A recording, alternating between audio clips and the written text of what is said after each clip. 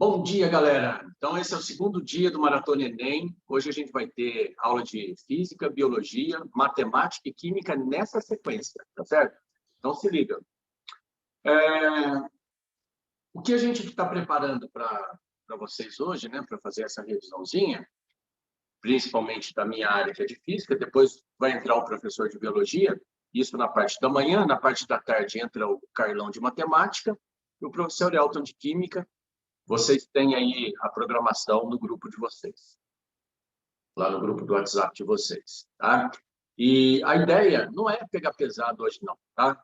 É ensinar algumas dicas para você se dar bem na prova.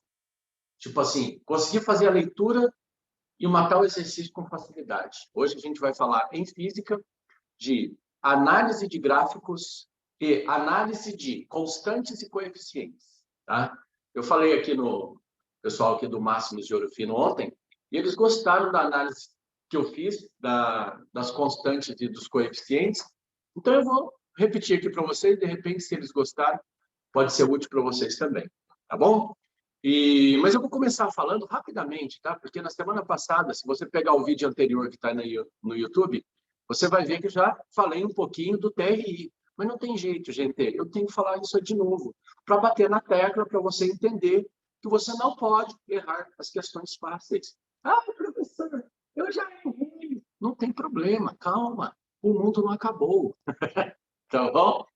Agora, a gente vai tentar não errar as fáceis nesse domingão, tá? As fáceis, o que são fáceis, né?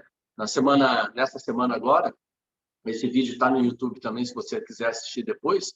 Eu fiz a resolução de 4 questões fáceis e 4 questões difíceis do Enem, dos últimos 2 anos, para mostrar para a galera o que é fácil e o que é difícil. Porque a galera fala assim, física é sempre difícil, professor. Eu não consigo, física é sempre difícil para mim. Mas, gente, existe uma física que é fácil, uma física interpretativa, sacou a ideia? Uma física do dia a dia, que de repente, com o conhecimento que você tem, você já consegue matar. Sacou? No Enem não tem só questões difíceis, né? O próximo vestibular grande que vai acontecer depois do Enem é a FUVEST. Mano, a FUVEST não tem só exercício difícil. Por mais que ela seja conhecida como um vestibular difícil, não tem só exercício difícil. Tem os fáceis também. E esses fáceis vocês têm que identificar e acertar. Então, se algum aluno chegar para mim e falar assim, professor, eu devo gastar mais tempo nas questões fáceis ou nas questões difíceis? Eu vou responder para ele assim, nas questões fáceis. Porque a fácil você não pode errar de jeito nenhum. A difícil, poucos acertam, né? Só para você ter uma ideia, o ano passado, a gente teve 2 questões, aliás, o ano retrasado, tá? Porque o ano passado o INEP não lançou microdados dele, então a gente não sabe a estatística das questões. Mas de 2019, foi a última análise que eu fiz dos microdados do INEP, 2 questões de física tiveram 13% de acerto. Elas foram consideradas as 2 mais difíceis da prova de física. 13%. Então, se você errar uma questão dessa, não tem problema. Você está me entendendo? 87% das pessoas que fizeram o Enem erraram. Então, se você errar uma difícil dessa, não tem problema. O que você não pode fazer é errar fácil. Entendeu? Por isso que eu estou dizendo para vocês assim, é melhor gastar um tempo fazendo as questões fáceis. As difíceis, se der tempo, você faz. Essa é a estratégia. Estratégia do Enem, estratégia do TRI. Beleza? Então, vamos lá. Vamos aqui, então, bater um papo a respeito disso. E eu vou mostrar para vocês por que a gente tem que fazer as questões fáceis primeiro, dar prioridade para as questões fáceis, em detrimento das questões difíceis. E as questões médias, se vocês acertarem, é um bônus, né, gente? Então, olha, dá um bisuzinho aqui, ó. Eu tenho uma regra, todos os itens do Enem, que a galera chama de questões, elas são colocadas numa régua de 0 até 1000. Todas as questões são pré-testadas e todas elas recebem uma nota. Beleza? Então, se elas recebem uma nota, ela tem um valor médio, né? Então, nessa régua que eu estou te colocando aí, essa questão, existem questões, tem valor 500, tá vendo? Agora, existem questões que são mais difíceis, que valem mais, que fica do lado direito da régua. Existem questões fáceis que valem menos, que ficam do lado esquerdo da régua.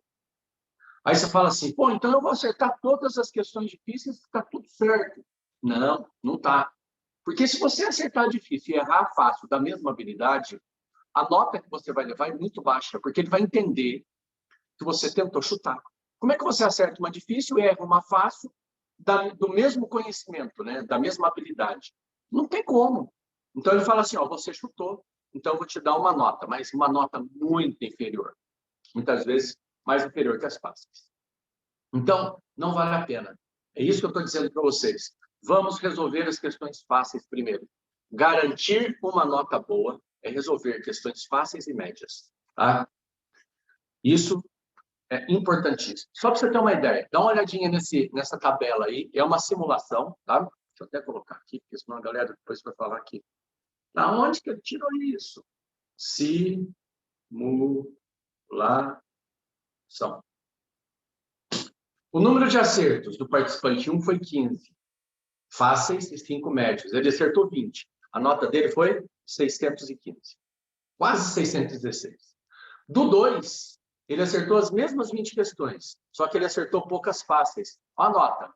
É quase a metade da pontuação que o participante 1 tirou. Você está entendendo que é uma simulação, mas é uma simulação, sim, bem real. Tá? Olha o participante 3. O cara acertou 5 médias, 15 difíceis. Nenhuma fácil. Cara, a nota dele foi lá para baixo. Isso é daí, tá bom? O participante 5, ele acertou 13 fáceis, 5 médias e 2 difíceis. De repente, ele acertou a difícil, que não é da mesma habilidade das fáceis. E a nota dele caiu um pouco. Então, gente, vamos brigar pelas fáceis. Beleza?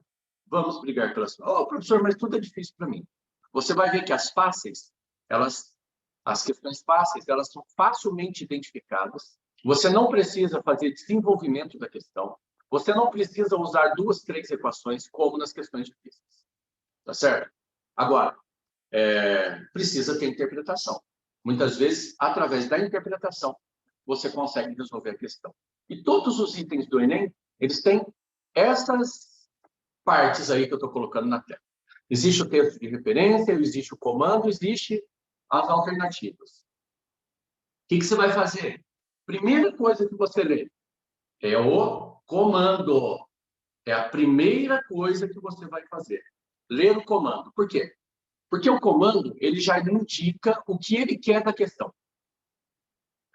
Muitas vezes, as informações para a resolução da questão estão no comando e você não precisa ler o texto. Ganha tempo. Agora, se as informações não estiverem no comando, você fica sabendo, lendo um comando, que você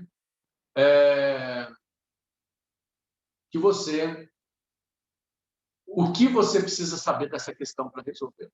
Tá certo? Leu o comando? Sim. Precisou ler o texto de referência? Sim. Então, é a segunda coisa que você faz. Muita gente faz essa coisa invertida, gente. Não pode fazer invertido, tem que fazer nessa ordem que eu estou te falando. E aí, lê o texto de referência. Né? Se for uma questão mais difícil, tem que anotar os dados, tem que fazer algumas observações, tem que fazer um desenhinho. Nessa prova agora de domingo, você vai receber uma folha de rascunho. Utilize a folha de rascunho para resolver as questões mais difíceis. Não fica rabiscando à toa. Tá? E a terceira coisa que você vai fazer é acesso às alternativas. Beleza? Então, se você seguir essa ordem, ó, lê o comando, depois lê o texto de referência, depois vai para a resolução da questão e responde as alternativas, cara, meio caminho andado. Firmeza? Então, vamos lá. Vamos começar falando hoje da parte teórica de física, né? Esse bizu que eu acabei de dar para vocês é um bizu geral a respeito como lidar, né, com o TRI e como lidar com esses itens do Enem que tem notas diferentes e do sistema anti-chute. Cara, você tem que saber isso. É uma coisa que ninguém te conta, tá? Você tem que saber isso. Agora, o que a gente vai falar hoje? Vamos falar de gráficos, galera. E eu queria falar inicialmente com vocês aqui dos tipos mais comuns de gráficos na física. Tá? Os mais comuns gráficos na física são relações lineares e relações inversas e relações de segundo grau. Então, no caso aqui, ó, função do primeiro grau. A função do primeiro grau, por mais que você saiba, presta atenção, que eu vou te dar uns bisuzinhos aqui, principalmente para analisar gráfico de física. A função do primeiro grau, ela tem como resultado gráfico uma reta.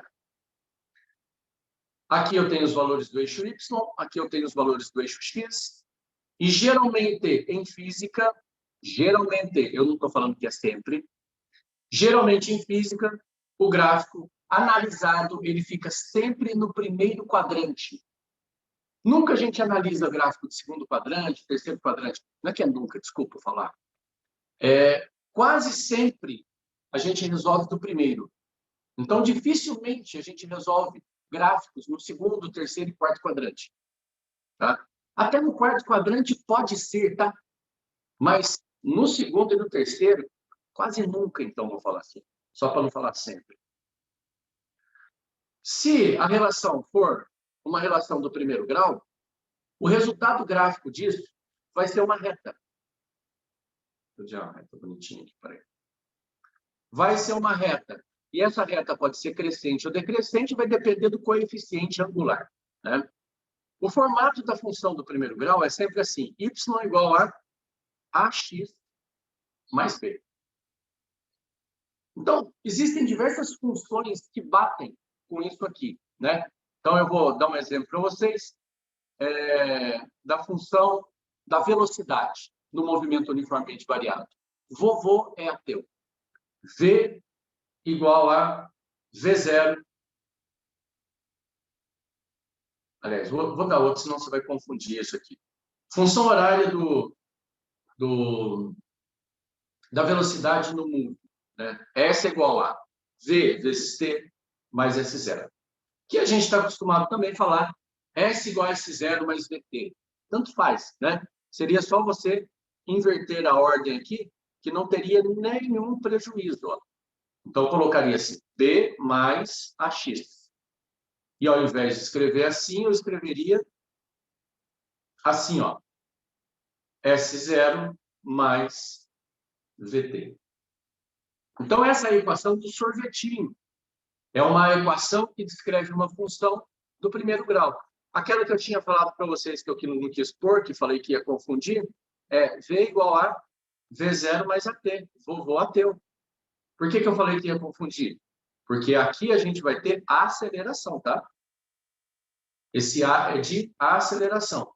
E esse A, que está aqui em cima, ele é de coeficiente angular. Coeficiente angular. Tá bom? E o coeficiente angular indica o quê, hein, gente? O coeficiente angular indica a inclinação da reta. Inclinação.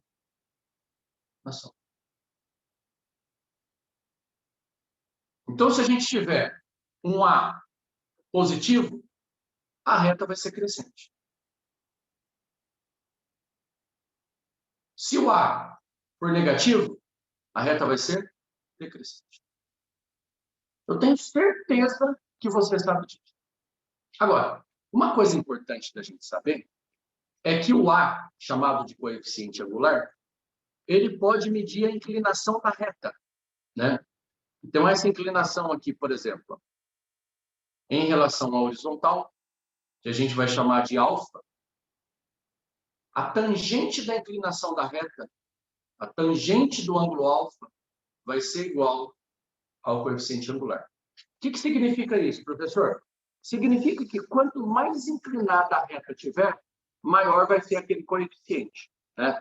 Então, por exemplo, nessa primeira equação que eu coloquei aqui para vocês do sorvetinho, se eu tiver uma reta, velocidade por tempo, você está vendo que aqui eu tenho valores de eixo X e aqui eu tenho valores de eixo Y. Né? Então, se eu tivesse, por exemplo, um gráfico, velocidade no espaço no eixo Y e tempo no eixo X. Isso aqui me daria uma reta no movimento uniforme, né? Seria uma reta assim.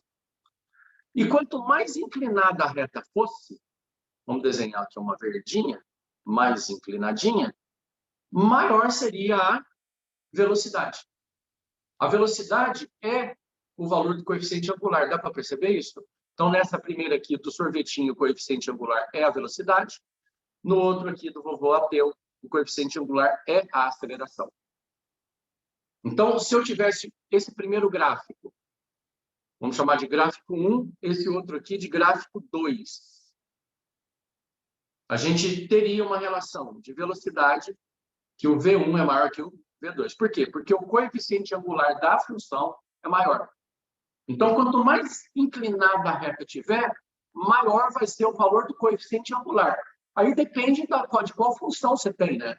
Você pode ter uma função do sorvetinho, função da velocidade. Qualquer função que represente uma reta, a tangente da inclinação vai ser o coeficiente angular. E aquele valor é maior quanto maior for a inclinação do gráfico. Cara, isso é uma mão na roda que você não acredita. Tá?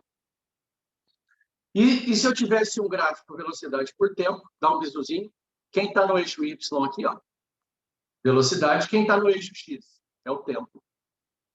Se a gente tivesse também, de novo, ó, gráficos cuja reta é crescente, podia ser decrescente também, tá? E aqui a gente tem agora o gráfico 1, e do outro lado ali a gente tem o gráfico 2. Nesse caso aqui, qual é a relação que eu vou ter? Qual vai ser a relação de inclinação aqui? Bom, a inclinação da reta agora indica o coeficiente angular, que é a aceleração. Então, eu já sei que a aceleração do 1 é maior que a aceleração do 2. Olha que mão na roda isso, cara. Então, quer dizer, ele me dá uma estimativa do valor do coeficiente angular. Quanto mais inclinado, maior o coeficiente angular. Isso você pode fazer para qualquer equação que me dê uma reta. Ou seja, para qualquer função do primeiro grau.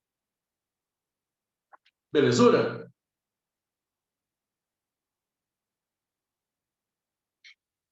Desculpa. Desculpa. Vamos dar um bisuzinho agora na função, em outra função, que a gente chama de função inversa. E essa função inversa, ela está presente em várias áreas da física também. A função inversa ela é escrita da seguinte forma: y igual a um coeficiente, né? Qualquer, sei lá, b sobre x. Sei lá, tipo assim, ó, 1 sobre x, tá ligado? Então, isso aqui vai ser uma função inversa. O resultado gráfico da função inversa é uma hipérbole. É uma hipérbole. E que jeito que é hipérbole, professor? Na verdade, a hipérbole, ela seria assim, ó, um gráfico aqui e um gráfico aqui. Então, ela seria um y invertido em relação a valores de x, né? Porque se o x é positivo, o y é positivo. Se o x é negativo, o y é negativo. Só que na física, a gente não usa valores de x negativo. Não é que não usa, gente. É que na maioria das vezes a gente não usa. É isso. Tá bom? Então, aqui a gente vai ter o gráfico, o eixo y. Aqui a gente vai ter o eixo x. E a função inversa, ela tem como resultado gráfico isso aqui, ó. Isso aqui a gente chama de hipérbole.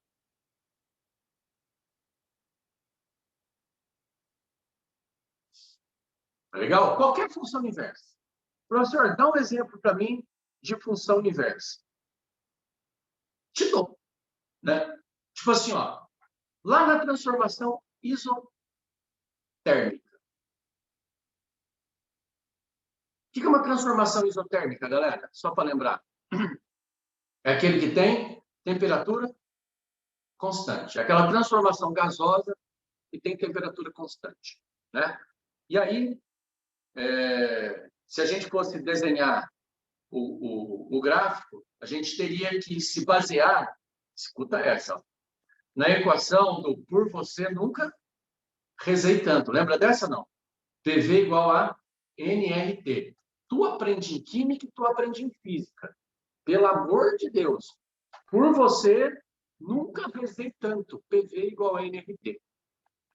Esse gráfico aqui, ele vai ser referente à pressão no eixo Y e o volume no eixo X. Por quê? O N é constante, o R é uma constante e o T é uma constante.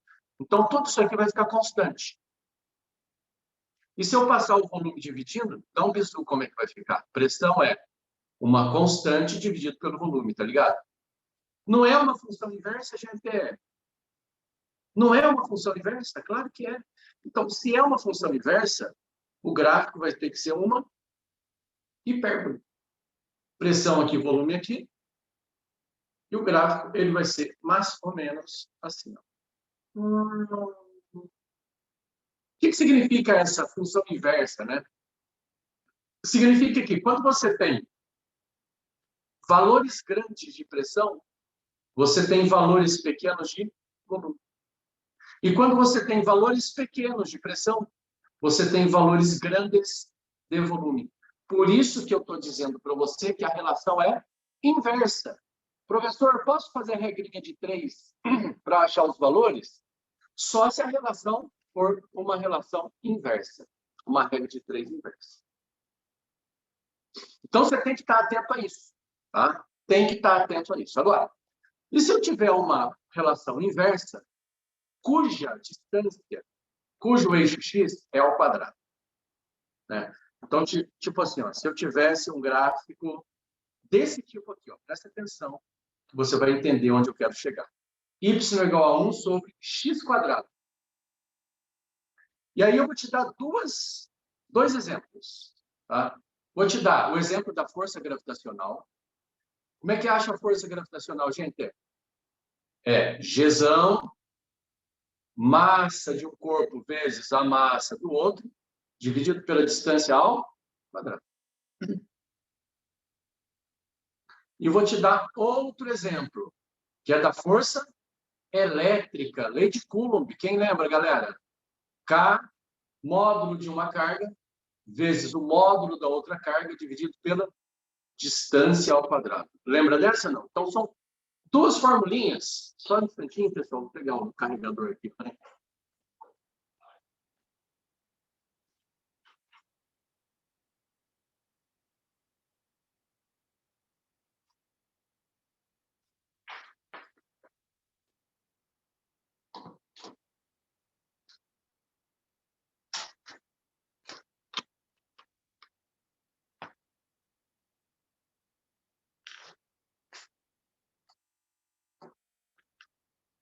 Aê.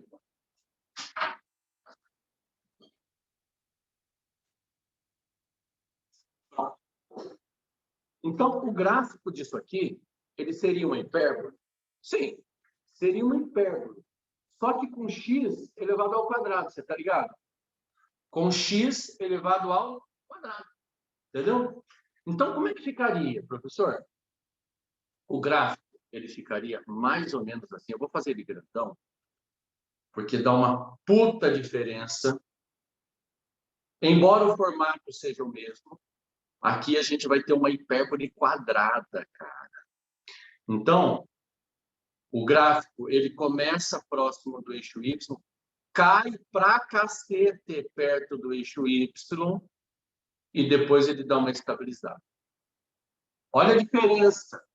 É uma hipérbole? Sim, só que é uma hipérbole quadrada. Existe uma queda substancial por causa do x ao quadrado. E depois ele vai estabilizando.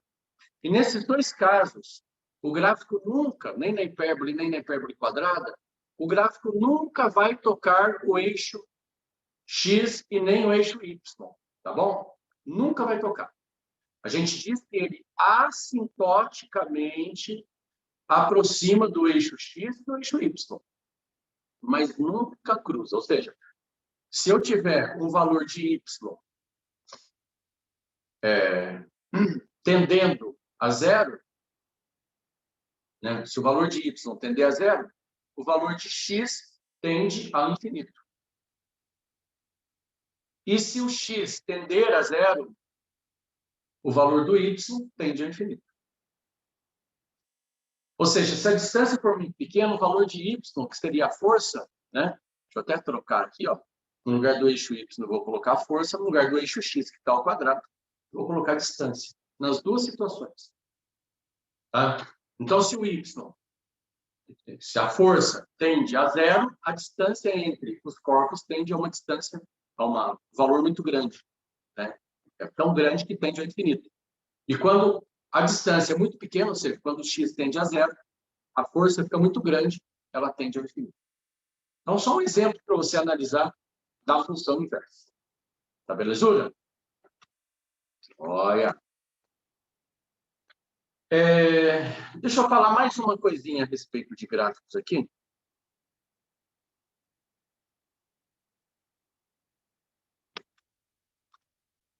Só um instantinho.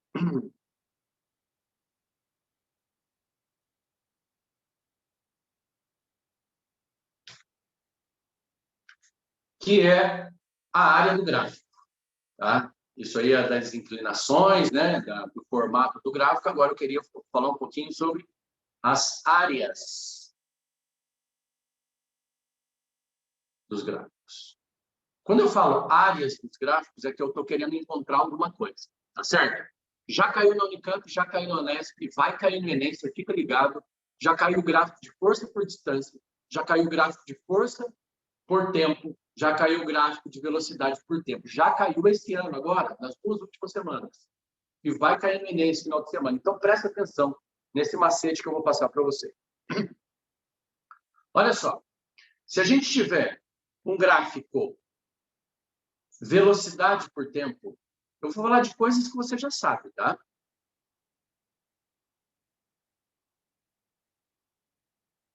Se eu tiver um gráfico velocidade por tempo,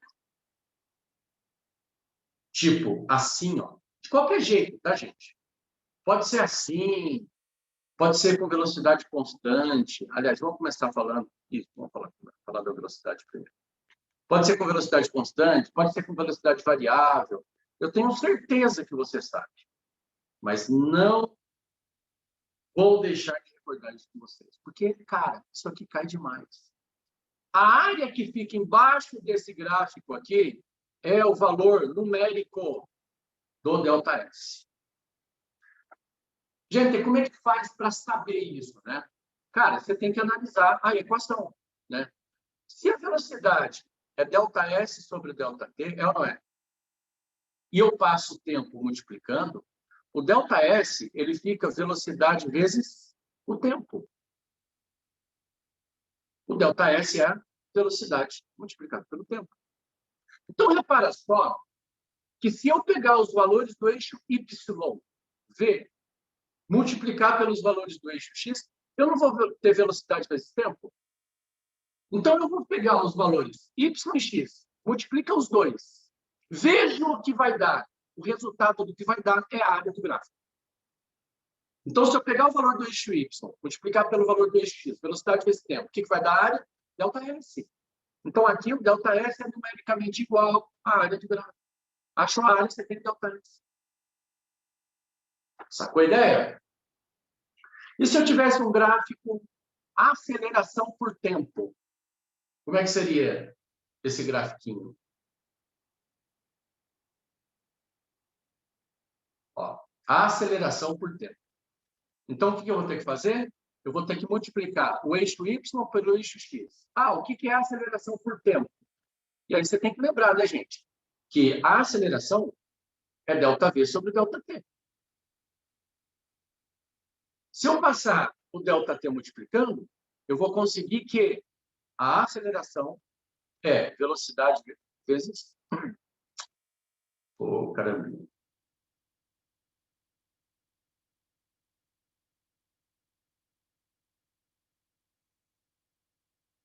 A velocidade É a aceleração vezes o tempo. Então, reparou só. Se eu pegar o valor do eixo y, a aceleração, e dividir e multiplicar pelo valor do eixo x, pelo tempo, vai me dar o ΔV. Ou seja, qualquer gráfico, não importa que tipo, se é constante ou variável, se é parábola ou se é hipérbole, da aceleração com o tempo, se eu achar a área que fica embaixo do gráfico, eu tenho o valor numérico do ΔV. Você entende o que eu digo? Quer dizer, eu estou pegando aqui o valor do eixo y, multiplicando pelo valor do eixo x, e estou vendo o que vai dar. Né? Tipo, outro gráfico importante, que já caiu no vestibular esse ano, e pode ser que caia no Enem também, cuidado, é o gráfico da força pela distância. Se você achar a área do gráfico, força por distância, também, de novo, não importa que área seja, você vai encontrar o quê? Bom, aí você tem que analisar, né? O que é energia? É a medida do trabalho. Trabalho é a medida da variação da energia. E trabalho é força multiplicado pelo deslocamento, que a gente pode escrever como força multiplicado pela distância. Então, repara só, de novo, ó, vou pegar o valor do eixo y, vou multiplicar pelo valor do eixo x, força vezes distância dá trabalho, ou seja, a força vezes a distância me dá a variação da energia. Então, se nesse gráfico eu achar a área, esse gráfico vai me dar o quê? Trabalho, ou seja, variação de energia. E o outro gráfico, importantérrimo, que caiu na Unesp esse ano já. É quando eu tenho força por tempo. E aí, força por tempo é o quê? Tem que analisar a equação, né? Então, analisando a equação, como é que vai ficar? Força por tempo vai te dar um impulso. Impulso é força multiplicado pelo intervalo de tempo. Então, se você multiplicar a força pelo tempo, vai te dar um impulso. Então, aqui a gente tem o valor, a área como valor numérico do impulso. E aí vale lembrar também, gente, que nesses dois últimos casos aqui, se você acha a área que fica embaixo do gráfico, você tem o trabalho, né? Tá, mas o que fazer com ele? Então, você tem que aplicar algum teorema da energia nesse terceiro gráfico, né? Quais são os teoremas da energia? Então, você vai lá, calcula a área do gráfico e tem o trabalho, né? Então, o trabalho da força resultante vai ser energia cinética final menos energia cinética inicial. Esse é o teorema da energia mecânica, da energia cinética para a força resultante. Então, você achou a área do gráfico, substitui ali o trabalho, e o cara, com certeza, ele vai te pedir a velocidade. Ah, qual é a velocidade final do corpo? Não tem como você usar esse gráfico aqui de força variável, não tem como usar as leis de Newton, as equações do move, porque não é move. Se a força é variável, não é move. Então, não tem outro jeito de você fazer. Você vai ter que fazer pela área do gráfico e vai ter que fazer pelo teorema da energia. Então, coloca isso na cabecinha de vocês, que é o seguinte, para força variável, área do gráfico, teorema da energia. Acabou, não tem outro jeito. Daria para fazer de uma outra maneira, professor? Daria, aplicando a integral da força. Mas você não sabe resolver a integral. Então, quando você aplica a integral da força, você tem a área do gráfico, acabou. Mas você não sabe. Então, vai pela área, encontrando a área de forma da figura bem comportada e aplicando o teorema. Esse é o teorema da energia cinética, que a gente chama de TEC. Ou você pode aplicar o TEP, se for a força-peso. O trabalho da força-peso é energia potencial inicial, tá ligado? Cuidado, é o contrário da cinética, menos energia potencial final. Então, eu posso usar esses dois teoremas aqui depois que eu achei a área do gráfico. Tá? E aqui, professor, no quarto gráfico? Então, aqui é quando a gente fala de dinâmica impulsiva, né? Dinâmica impulsiva. Então, a gente não está analisando simplesmente através de força. Está analisando o movimento através do impulso e da quantidade de movimento. Lembra que o impulso, está ali embaixo, é força multiplicado pelo tempo, e que a quantidade de movimento é massa multiplicado pela velocidade, é mv. Então, o que geralmente a gente tem que fazer? Tipo, o exercício da Unesp lá, que caiu o gráfico de força por tempo. O que você tem que fazer? Achar a área do gráfico. Tá, beleza? Achou a área do gráfico, encontrou o impulso. E depois? Qual que é o próximo passo? O próximo passo é usar o teorema do impulso. Diz que o impulso da força resultante é igual à quantidade de movimento final menos a quantidade de movimento inicial. Ou seja, você vai lá, acha a área do gráfico e faz esse valor da área do gráfico como quantidade de movimento final menos a quantidade de movimento inicial. Estou te dando aqui questõezinhas do Enem. Estou te passando aqui questõezinhas do Enem. E aí eu queria saber se você tem alguma dúvida, alguma colocação? Sim ou não? Foi útil para vocês isso? Então, quer dizer, todas as vezes que eu quiser saber o que dá a área do gráfico, eu pego o valor do eixo Y, multiplico pelo valor do eixo X, e o resultado disso vai ser a área.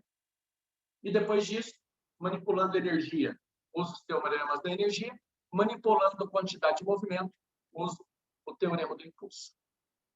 Beleza? Aliás, eu vou até mudar de nome aqui, gente. Dinâmica impulsiva ficou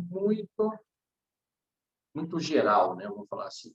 Eu vou colocar aqui, ó, o nome dessa equação que está aqui embaixo, que é o teorema do impulso.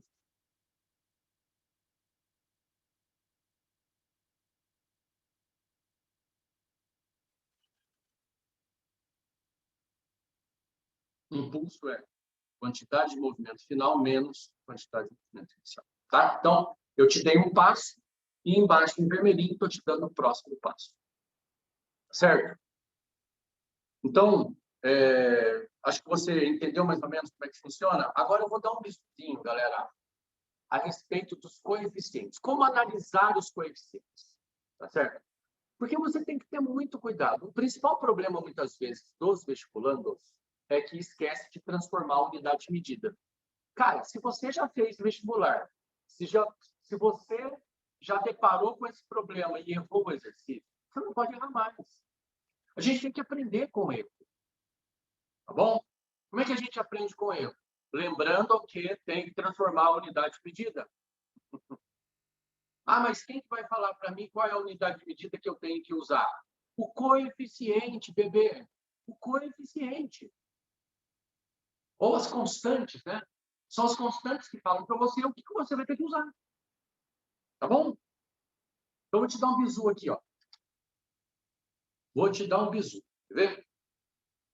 Rapidão, o professor Piazza já deve estar chegando por aí. 15 minutinhos ele entra. Então, eu vou dar um bizu a respeito de coeficientes e constantes, né? Então, vamos analisar, por exemplo, o calor específico. O calor específico ele está presente todas as vezes, todos os anos, nos melhores vestibulares do Brasil, em 22 anos de Enem aplicado. Em 22 anos de Enem. Todos os anos caiu termologia. Alguns anos, na maioria deles, caiu para a gente fazer o cálculo da quantidade de calor ou alguma coisa relacionada com ela. Se fala da quantidade de calor sensível, eu tenho um coeficiente chamado de calor específico. Tu sabe. Tipo assim, ó, calor específico da água, que a gente representa como Czinho, ele é aproximadamente 1 cal por grama vezes graus Celsius. E aí a notação do Enem não é essa, tá? A notação do Enem é essa aqui, ó. 1 cal vezes gramas a menos 1 vezes graus Celsius a menos 1. O Enem ele não faz notação de barrinha, valores embaixo. É todo o valor da mesma linha para a prova não ficar feia. Tá certo? Qual é o significado físico disso? Cara, olha para isso. É assim, ó. Se o cara me der 1 caloria, 1 grama de água vai variar o graus Celsius. Opa, tá com meninhos aqui. Então, vou falar de novo. Olha. O calor específico indica que se eu fornecer 1 caloria de energia, 1 grama de água varia 1 grau Celsius. É isso que eu posso falar desse coeficiente. Tá? Então, ele vai me indicar qual é a quantidade de energia que uma unidade de massa vai variar em uma unidade de temperatura. Por que eu falo uma unidade de energia, uma unidade de massa e uma unidade de temperatura? Porque não precisa ser em calorias.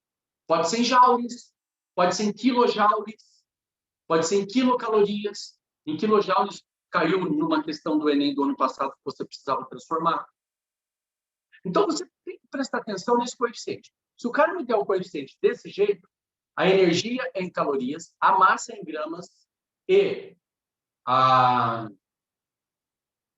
temperatura em graus Celsius. Se ele me colocasse quilograma ali no coeficiente, obviamente o valor de cima seria diferente, tá? Esse valor de cima vai mudando. Seria 1.000 calorias por quilograma vezes graus Celsius. A coisa seria diferente. Agora, toma cuidado.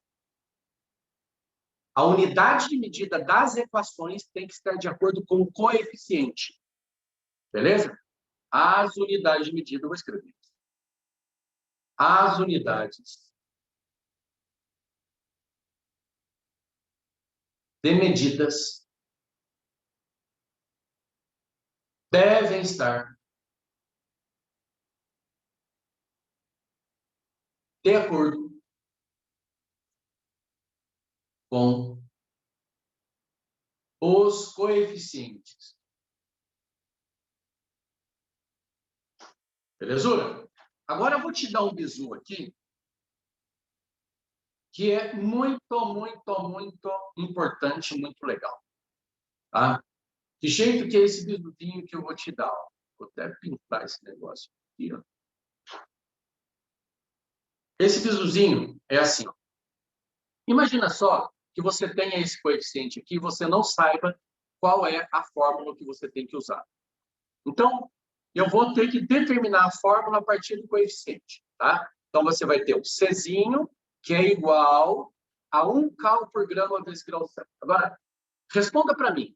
Cal, calorias, é unidade de medida de quê? Calor. Então, em cima fica quê? E embaixo, grama é unidade de medida de quê? Massa. E grau Celsius é medida de quê? Variação de temperatura. Então, se eu analisar, porque o coeficiente é dado.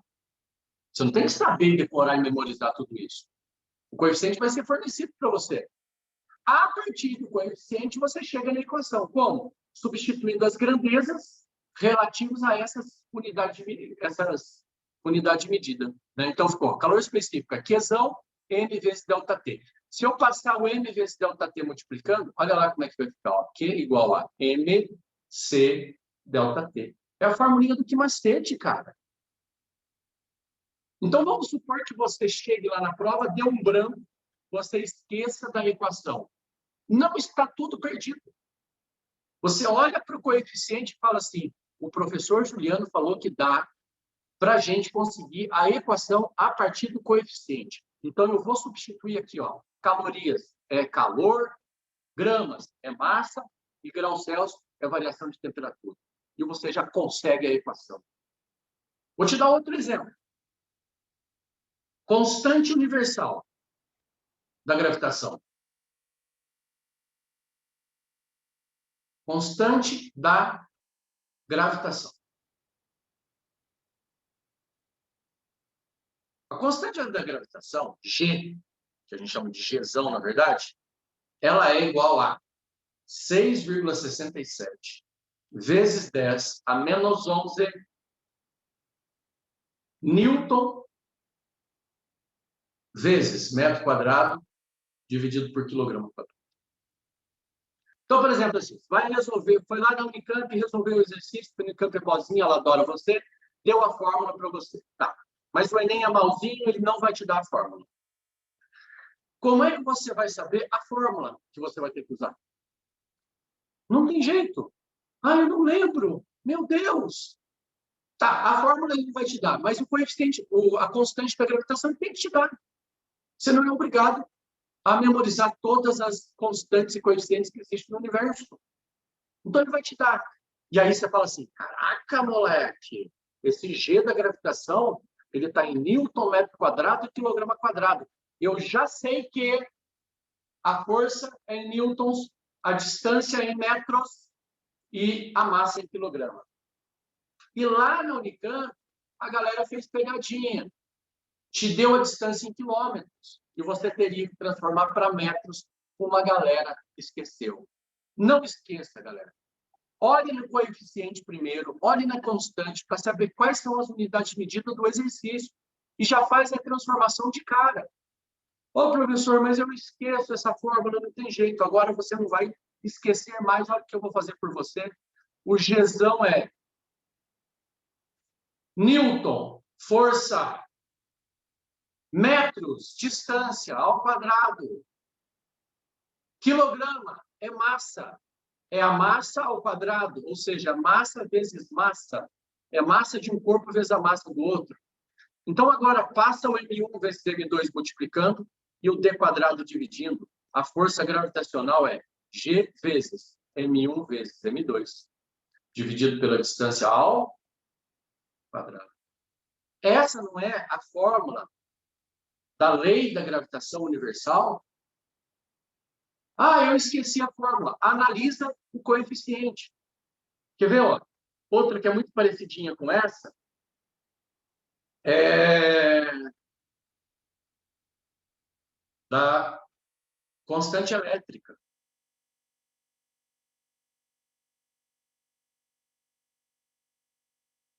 Lembra quanto que vale a constante elétrica? O K, lá na lei de Coulomb, lá no campo elétrico? 9 vezes 10 a nona, Newton vezes metro quadrado por quilograma quadrado. Fechou? Tá, beleza. E como é que eu vou obter a equação a partir disso? Né? Do mesmo jeito que você fez com o Gzão. Você vai colocar aqui, ó, K é igual. Newton, força. Distância, metro quadrado. Distância em metros ao quadrado vai ficar T ao quadrado. Né? A massa medida em quilogramas, eu falei quilogramas, né? É Coulomb, cacete. Eu olhei de cima e escrevi na de baixo. Coulomb quadrado é a unidade de medida de carga elétrica. Então, se é Coulomb ao quadrado, significa que é Coulomb vezes Coulomb. Duas cargas, uma vezes a outra. Né? Então, a força será K vezes Q1 vezes Q2, dividido pela distância ao quadrado. Então, tá difícil? Simplifica, irmão. Vai analisar a constante e o coeficiente. Você chega na equação. Sem grandes problemas, galera. Você chega na equação. Não fica mais fácil resolver as coisas desse jeito? Quer dizer, se você analisa a constante, você já sabe qual é a unidade de medida que você tem que usar. De quebra, se você analisa a constante, você já sabe qual é a equação que você tem que usar. É muito louco isso, cara. A física é linda, a matemática é demais.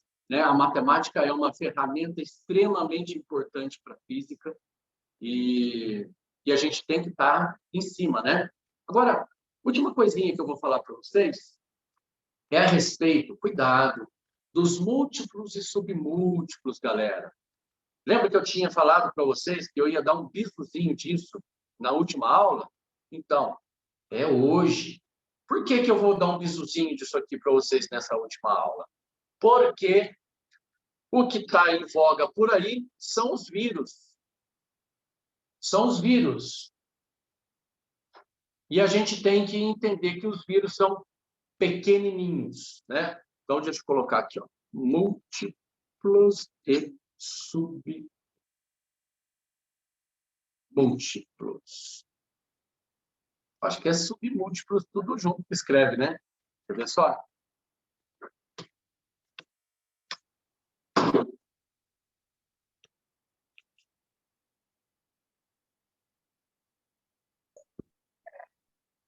Só para a gente finalizar, não sei se o Piazza já chegou aí. Chegou, Piazza?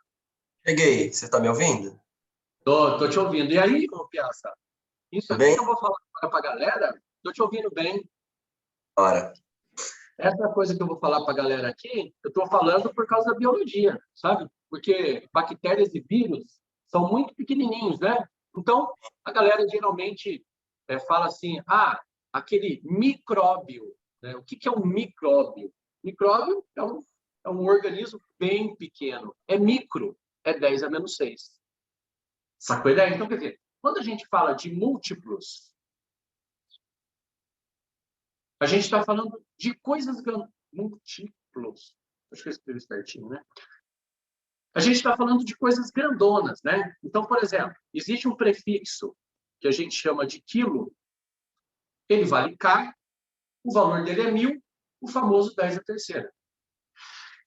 Existe um outro prefixo que a gente chama de mega, que a gente representa por M maiúsculo, que é 10 a sexta.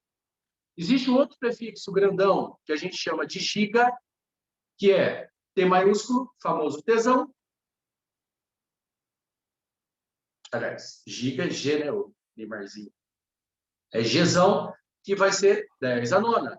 E o tera, já estava adiantando aqui para vocês, né? Que é o T maiúsculo, que vale 10 elevado a 12. Firmeza?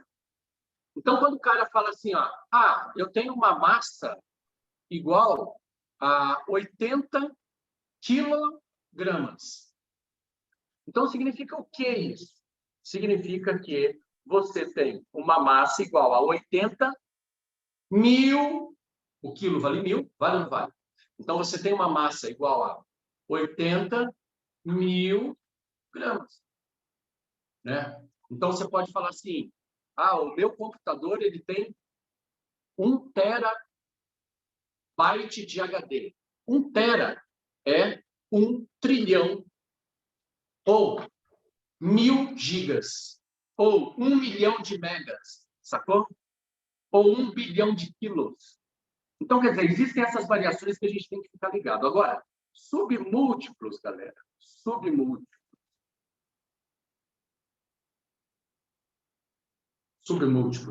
são as coisas pequenininhas, né? Então, vamos começar do mili. O mili, ele é simbolizado pela letra M e o valor dele é 10 a menos 3. Então, ele é o equivalente do quilo para coisas pequenas, né? Depois do mili vem o micro. Daí, micróbio. O micro ele é simbolizado pela letra grega mu, que é 10 a menos 6. Depois a gente tem o nano. O nano a gente representa pela letra N, que corresponde a 10 a menos 9. Né? Então, nanotecnologia é a tecnologia das coisas pequenas, da ordem de bilionésimos da unidade. Então, se você pegar uma unidade de alguma coisa, tipo 1 metro, e dividir ele em 1 bilhão de partes, 1 bilhão de partes, cada partezinha vai ser 1 nanômetro, 1 nanômetro. E depois a gente tem o pico, que é da ordem de 10 a menos 12, seria o equivalente submúltiplo do teramúltiplo. Então, 10 a menos 12 é uma coisa muito pequenininha. Então, pode ser um picômetro, um picograma. Quer dizer, esses prefixos aqui, né, eles são chamados de prefixos, porque eles vêm antes da unidade de medida. Prefixos. Eles vêm antes da unidade de medida. Então, quilograma, antes do grama. Nanômetro, antes do metro. E assim por diante. Tá? Então, isso aqui vai ser super importante para vocês nas transformações. Né? Então, quando eu tenho, por exemplo, assim, uma distância igual a 1 milímetros. A gente não fala 1 milímetros. A gente fala o quê? 1 milímetro. 1 milímetro. Mas, na verdade, eu estou falando tudo junto. Se eu separar, fica 1 milímetros. Ou seja, 1 vezes 10 a menos 3 metros. Que é 0,001 metro. Isso aí é 1 milímetro. Beleza? Então, era mais ou menos isso que eu queria passar para vocês, essas ideias. Hoje eu não quis falar muito de matéria, porque, sabe, eu acho que vocês estão esgotados, né? Principalmente em física, que é muito pesado. Biologia não, biologia é mais tranquilo, né, professor Piazza? Agora, física é muito pesadão, cara. Então, eu não quis passar muita matéria hoje, quis fazer análise com vocês dos gráficos e quis fazer análise com vocês dessas, sabe, coeficientes, dessas grandezas e fazer análise também.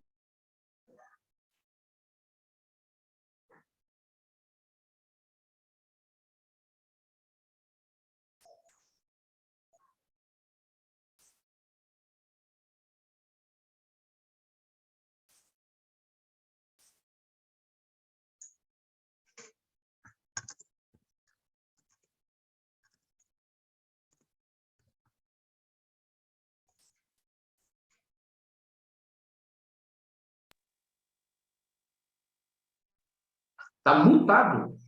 Tava. Agora voltou. Ah, eu acho que podia ser como diz, a internet que deu uma variada aqui. Então, o que eu estava dizendo é, faça o TRI jogar a seu favor. Acerte as questões fáceis. Beleza? Se der tempo, faça as difíceis, mas acerte a questão fácil. A questão fácil é aquela que você lê, interpreta e responde. Essa é a fácil. Não é as fáceis. Beleza, gente? Então, ó, tranquilidade, fique na paz aí. Eu vou deixar a sala com você, então, com essa galera linda aí. Beleza. Deixa eu deixar o computador. Depois é só eu sair dela, é isso? Você vai ser o último da manhã, tá? Ah, Aí você, encerrando, pode encerrar mesmo, fechar a sala e que à tarde a galera abre a sala de novo. Tá beleza. certo? Eu vou Tranquilo. deixar a sala com você também, só um instantinho. É Gabriel que está aqui, né? Isso. Gabriel Laranjinha. Gabriel Piazza. Pronto, Gabriel. Fechou, velho. A sala é sua. Falou? Falou, velho. Então, um abração. Deixa eu despegar aqui o celularzinho. Tchau, tchau, pessoal. Esse fundo verde aí é uma tela verde ou é fundo? É um fundo verde que eu uso para gravar vídeo. Depois eu faço... É um chroma key, né? Ah, tá. Entendeu? Ah, da hora. Um abração, então.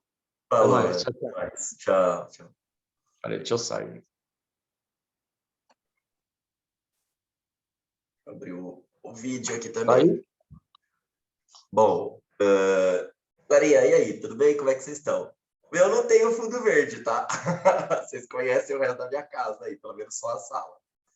E aí, como é que vocês estão? Como é que vocês foram no primeiro dia? Estão animados aí para esse segundo dia de prova? Como é que tá o coraçãozinho? Tudo tranquilo? O medo é natural, Marcela. Isso 99,999% dos alunos sentem isso. Mas vocês vêm estudando, né? Então a coisa se torna um pouco mais simples. Né? Mas a questão de ansiedade, essas coisas é muito natural mesmo, né? Mesmo para gente que é professor, a hora que vai fazer uma prova, sei lá, de algum concurso, alguma coisa assim, bem, né? Acaba aparecendo aí. Vocês fazem a prova aí por Bragança mesmo, é isso? Tem que ir em outra cidade fazer. Aí tem, né, a prova. Tem que alguns são daí. E aí tem, né? Precisa sair. Ah, beleza. Não, agora tem até Unicamp aí, né? Isso é muito tranquilo. Não precisa nem ir para Campinas mais para fazer o vestibular. É show de bola. Dorinha, é o seguinte, eu acho que eu preparei algo parecido com o que o Juliano fez com vocês.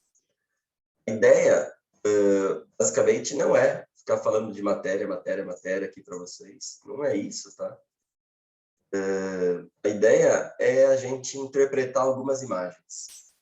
A aula é basicamente essa, tá? Eu vou projetar aqui para vocês um conjunto de imagens, né? E a partir desse conjunto de imagens, a gente vai revisar alguns conceitos, né? Que eventualmente vocês viram, a gente vai ver em que parte aí da biologia, né? Essas imagens, elas acabam se enquadrando.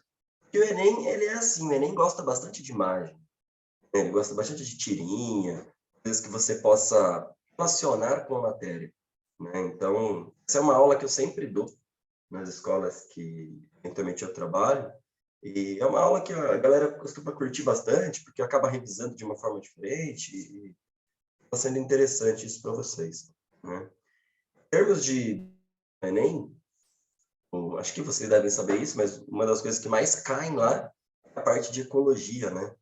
Então, aquilo que a gente revisou na aula passada, né, não foi por acaso que eu escolhi aquele tema, né? É o tema que eventualmente mais aparece aí na prova de biologia do Enem. Tá? A prova do ano passado foi uma prova um pouco atípica. Ela cobrou alguns conceitos, meio uns rodapé de página, assim. Ela cobrou uma questão que, ao meu ver, é a questão mais difícil do Enem até então. Aquela questão de genética de populações, né? Aquela questão era uma questão bem difícil, né? O índice de acerto, eu já estava falando TRI aí, né? Uma questão de altíssimo nível, né? Acertar ou não acertar aquela questão não ia influenciar muita coisa na vida de vocês, né? Outra coisa que acaba caindo bastante também no Enem, acaba aparecendo bastante, é a questão de citologia, de biotecnologia, né? Então, é esperado esse ano que eventualmente apareça alguma coisa sobre vacina no Enem, né? Teve aquela publicação de que o Enem agora iria assumir a cara do governo, né? Mas, como a gente pode ver na prova do primeiro dia, né, se não tivesse tido essa publicação, ninguém ia falar nada, porque a prova foi muito parecida com a prova dos anos anteriores. E mesmo que exista uma intenção de mudar questões, tecnicamente o Enem já está impresso, né? Não tem como redigir a questão e reimprimir tudo de novo, né? Muito trabalho isso. Então, tecnicamente vai ser uma questão bem parecida, né, com as dos últimos anos em termos de distribuição do conteúdo. Esperem coisas relacionadas à vacina, coisas relacionadas a vírus, ou até mesmo a questão de cloroquina, né? Fazer uma comparação entre o que é um remédio, o que é um tratamento, né? Uma pesquisa científica. Esses assuntos aí são assuntos que provavelmente vão aparecer lá para vocês resolverem alguma coisa, né? Em relação a isso. Sem contar a parte de ecologia, né? Isso é bem comum, de problemas ambientais e tudo mais. Tá? Então, eu vou projetar aqui para vocês e... Deixa eu projetar. Ó, então a ideia... Vocês estão vendo em tela cheia, né? Como que eu faço para o chat aparecer? O chat, aí você... Em tela cheia, né, gente? Né? Sim? Fala comigo aí, gente, para eu saber. Certo? Sim? Beleza, maravilha. Então é o seguinte, ó. Eu coloquei aqui para vocês, como eu havia comentado, uma série de imagens, né, para que a gente possa discutir, né, alguns conceitos relacionados a ela, né? Por exemplo, essa é uma tirinha, apareceu uma vez na prova do Enem.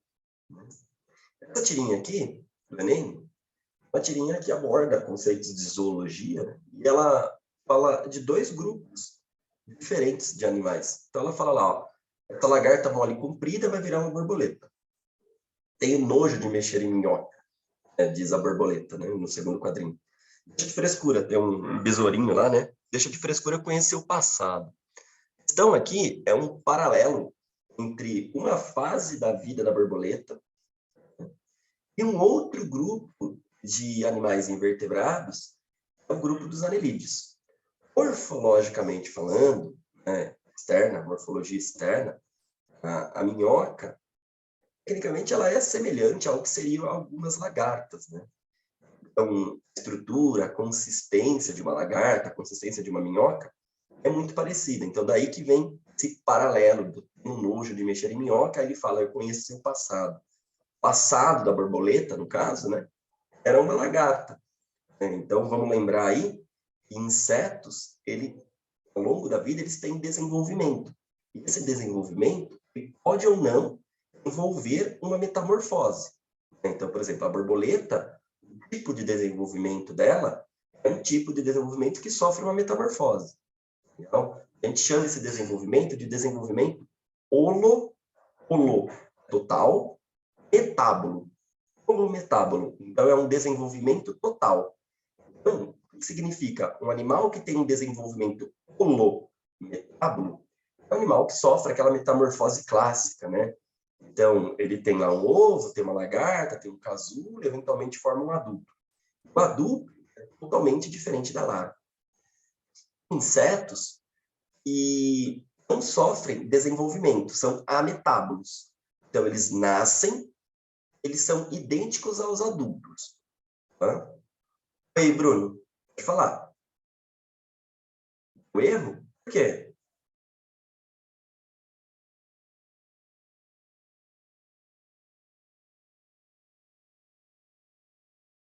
Mas eu ainda estou no primeiro slide. Eu ainda estou no primeiro, eu não mudei. Ah, tá no primeiro, tá nesse aqui? Do Biologia, em imagens? Ah, que loucura! Aí, vamos descobrir o que aconteceu. Eu vou parar a apresentação. No primeiro slide...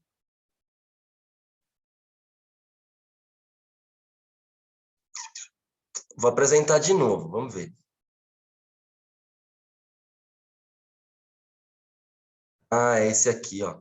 Peraí, é por isso, ó. Agora mudou? Oi, tá mudando? Ah, sim? Beleza, maravilha. Obrigado, Bruno. Bom, então era sobre essa tirinha que eu estava falando para vocês, tá? Ele tem lá no primeiro quadrinho a lagarta, que é uma lagarta mole, comprida, né? Aí aqui tem a borboleta no segundo quadrinho, fazendo esse paralelo, né? Ela falando que ela tem nojo de mexer numa minhoca. Aí o besourinho aqui fala para ela que tá com frescura, porque isso é o passado dela, né? E aí essa questão que eu estava falando para vocês. A borboleta, em algum momento, ela já foi uma lagarta, então ela já teve etapa de desenvolvimento semelhante aí à etapa de desenvolvimento da minhoca. Tá? Então, esses insetos que sofrem metamorfose são chamados de holometábolos. Holo é total, metábolo vem de metamorfose. Aqueles que não sofrem são ametábolos. A é não, sem, ausência, né? Metábolo vem de metamorfose. Tá? E tem um intermediário de desenvolvimento, é o hemimetábolo. Hemi é parcial. Então, quem sofre metamorfose parcial? O gafanhoto, por exemplo. Gafanhoto, grilo, ele sofre uma metamorfose parcial. E o ovo, do ovo nasce uma ninfa. O que é uma ninfa? É um organismo parecido com o adulto. O que muda? Ele não tem asa. Então, é uma característica que vai mudar aí ao longo do desenvolvimento. Bom, o que é a minhoca? Não é uma lagarta ou vice-versa? Características que distinguem eles. Né? A minhoca, ela é um verme cilíndrico, legal? E tem o corpo dividido em anéis. Cada anel é um metâmero. Tá? No caso da lagarta, a lagarta ela não tem o corpo dividido em anéis. Ela tem uma metamerização, sim, tá? Ela tem segmentos no corpo ali, mas não são aquelas estruturas em anéis, né, que se repetem, que a gente encontra nos anelídeos. Outra diferença é que inseto tem exoesqueleto, o esqueleto externo. Já devem ter visto aquela casquinha de cigarra, né? A casquinha de cigarra é um esqueleto externo. a avó, mãe, tia, né? Costuma falar que a cigarra canta, canta, canta até explodir. Não é isso. O que está acontecendo é que ela troca o exoesqueleto. E quando ela troca, ela cresce. Isso coincide com o período reprodutivo dela. Quando ela está se reproduzindo, ela canta para atrair a fêmea. Ah, mas não tem nada a ver com ela cantar, cantar, cantar até explodir. Aí. Tudo bem, gente, essa tirinha aqui? Tranquilo os conceitos? Embora a apresentação não tenha rolado ao mesmo tempo que eu estava falando? Tudo certo? Sim? Beleza. Ó, olha essa outra imagem. É super interessante. Eu peguei do Instagram uma vez, faz uns 2 anos que eu peguei isso aqui do Instagram. Não é de vestibular, nada. Mas é uma questão muito interessante, né? Porque isso traz à tona. Eu estava dando essa aula ontem para a galera do colégio, e eles falaram: talvez se rolar uma nova variante, a gente vai ter que andar assim para a rua. Né? Então, andar assim para a rua parece super bonitinho, porque parece um sistema fechado. Né? Então, o que a gente tem aqui? Tem a planta realizando fotossíntese, porque tem luz, né? Essa luz está produzindo aí, fazendo com que a planta realize fotossíntese, libere oxigênio. Esse oxigênio saindo por esse caninho, indo até o aparelho respiratório, né? O nariz, a boca da pessoa. A pessoa libera aí gás carbônico que volta para o tubinho. Tem água para manter a planta viva. Além disso, a planta precisa de água para fazer fotossíntese. Esse sistema parece super bonito, parece super funcionar. É o princípio de um terrário. O terrário funciona assim. A diferença é que no terrário você não coloca nenhum tipo de animal. Né? Bem, tem micro-organismos lá dentro, bactérias, fungos, mas você não tem animais lá dentro daquele terrário. Você não coloca um hamster lá dentro, por exemplo. Né? Só que essa imagem, tecnicamente falando, se a gente fosse tentar viver assim, ela tem um erro biológico. Ela não considera um fator biológico. O fator biológico, essa imagem não está considerando. Tem alguma coisa que inviabiliza esse processo. Mesmo que seja possível montar ele seja funcional, tem alguma coisa aí que está inviabilizando esse processo de retroalimentação aí. O que não foi considerado na imagem?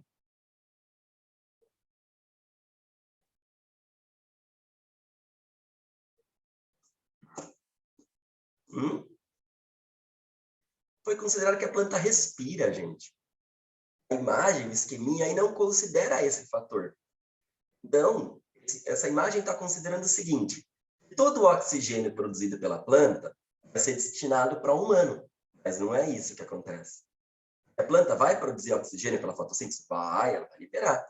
Só que ela vai estar respirando a todo tempo também. Né?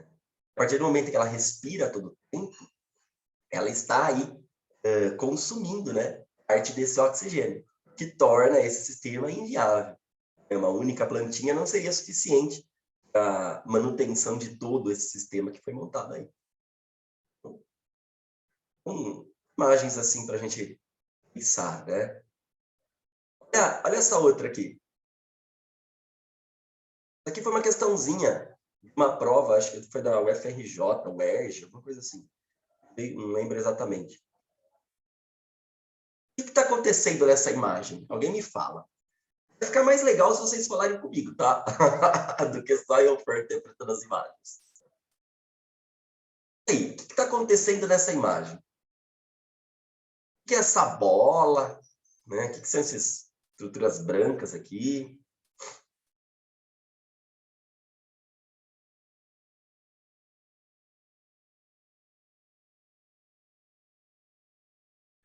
Isso, Vitória. Fecundação. Tem a ver com fecundação. E qual é a pegada aqui desses dois? Bom, se é fecundação, esse é um óvulo e são espermatozoides, né? Qual é a pegada desses dois espermatozoides estarem discutindo para ver quem chega primeiro?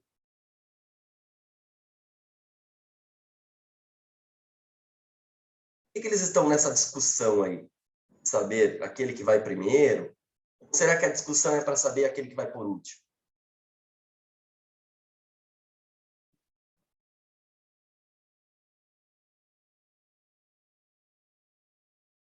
E aí?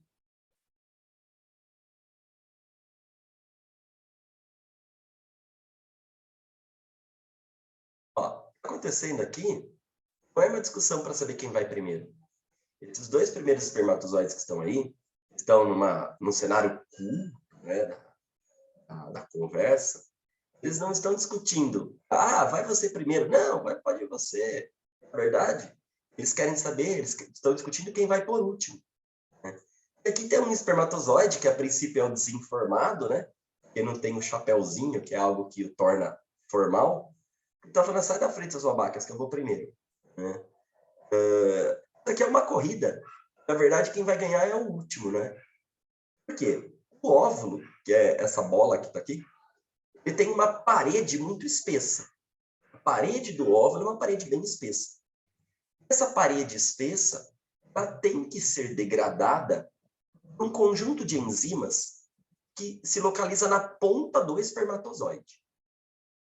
A estrutura que armazena essas enzimas é chamada de acrossomo. Fica na ponta do espermatozoide. Quando o espermatozoide encosta no óvulo, na parede do óvulo, a enzima que está dentro desse acrossomo ela é liberada, é causado nessa região uma lesão microscópica, né? Uma lesão insignificante. O dano que um espermatozoide causa na parede do óvulo é mínimo. Mínimo. Então, o que isso significa? Que vários espermatozoides precisam chegar no óvulo, aí degradando gradualmente a parede do óvulo. E conforme essa parede do óvulo vai sendo degradada gradualmente, ela vai ficando cada vez mais fina. Cada vez mais fina, cada vez mais fina, cada vez mais fina. Até que chega um momento que um espermatozoide consegue chegar naquele ponto onde a parede do óvulo está extremamente fina, degradar aquela parede extremamente fina e conseguir entrar dentro do óvulo e atingir o material genético. Então, a discussão não é para saber quem vai primeiro, sim para quem vai por último. Porque os primeiros a chegarem são espermatozoides que, entre aspas, vão se sacrificar a degradar a parede do óvulo para que o último espermatozoide consiga chegar até o óvulo e fecunde ele. Depois que um espermatozoide passou essa barreira, essa parede do óvulo, é formada uma camada interna no óvulo que impede que outros espermatozoides entrem. Tem uma constituição diferente. Uma constituição que o acrossomo, as enzimas que estão no acrossomo, as enzimas que estão na ponta do espermatozoide, não vão agir. Então, forma essa camada, né? E aí apenas aquele espermatozoide que entrou lá dentro é o espermatozoide que vai fecundar o óvulo, né? Ou o ovócito, permitindo aí a formação de um zigoto e, eventualmente, o desenvolvimento embrionário. Para não dizer que nunca aconteceu, existem 2 casos registrados na literatura de que 2 espermatozoides entraram ao mesmo tempo. Aí, eventualmente, deu origem a um gêmeo, mas um deles acabou morrendo. Mas aconteceu 2 vezes isso daí. Tudo bem, gente? O conceito dessa tirinha? Lembrando que, encontro de espermatozoide com gameta feminino ocorre em tubo uterina, tá? Não ocorre no ovário. E a anidação, né, que é esse encontro, acontece na tuba e, eventualmente, desce para se implantar no útero, né, para que ocorra aí o desenvolvimento embrionário. Às vezes, não desce o zigoto. Às vezes, o gameta feminino fecundado ele não desce. Aí, a mulher tem uma gravidez de risco, porque o zigoto começa a se desenvolver na tuba uterina. É uma gravidez extremamente de risco. O bebê nasce prematuro, dificilmente sobrevive, tem que fazer uma cesárea para retirar, porque senão a mãe pode morrer. Olha esse outro. Esse aqui é super legal também.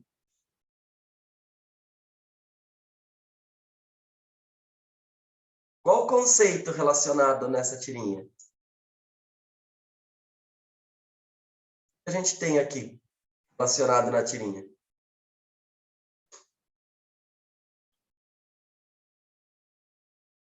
Isso, Bruno, exatamente. Regeneração de planária, né? Tipo de reprodução, entre aspas, porque ela não faz isso de propósito, né? Assexuada de planárias. Tá? Planária é exatamente isso. Se eu pegar uma planária aqui, ó, cortá-la no meio, ou em vários pedaços, cada pedaço da planária se regenera depois de alguns dias e dá origem a uma nova planária. Né? Então, aqui ele faz um, um paralelo, né? Uma passagem bíblica, que é a passagem lá do rei Salomão, que era famoso por cortar a cabeça dos traidores, né, do reino dele. Aqui, o rei Salomão, nesse caso, é uma planária. E aí vai duas pessoas, né? Ser entendido como dois súditos aí, na corte, disputar a posse de um bebê que eles não sabem de quem é. Aí o rei Salomão, uma planária, né? Ele fala lá, corta e dá um pedaço para cada uma, e as duas estão super felizes, né? Isso acontece porque na hora que você cortar a planária no meio, vai ter duas outras planárias aí que podem ser distribuídas para essas mães, né? Lembrando que planária, ela é hermafrodita, tá? Então ela tem tanto estruturas para a produção de gameta masculino, como para estruturas reprodutoras femininas. Ela não enxerga, ela não forma imagem, tá? Porém, ela tem estruturas que são essas olhos, entre aspas, que são chamados de oocelos. Esses oocelos são estruturas fotossensíveis, que permitem à planária reconhecer a presença ou ausência de luz. Tá? E com isso a planária ela consegue se direcionar. Ela não é um parasita, ela não é um plateuminto parasita, né? Ela é um plateuminto de vida livre. Porém, contudo, entretanto, existem plateumintos parasitas, né? Que são o que vocês aprenderam no colégio, como sendo as verminoses. Verminoses por plateuminto, verminoses por nemateuminto, né? Então, quando a gente fala de verminoses por plateuminto, o que a gente tem? Xistossoma mansoni, que causa esquistossomose. Você pega quando você está nadando num local suspeito e tem larvas, são chamadas de larvas cercárias, penetram na sua pele, ganham uma corrente sanguínea e chegam até órgãos, por exemplo, o fígado do seu corpo. Né? Você tem também a teníase, né? A Taenia solium e Taenia sarginata. Taenia solium se adquire ingerindo carne de porco mal passado. Taenia sarginata se adquire ingerindo carne de vaca, né? Vaca, boi mal passada, né? Significa que a medida preventiva a essa doença é cozinhar bem o alimento, né? Não evitar comer carne crua. Tá? Galerinha aí que come sushi, tá?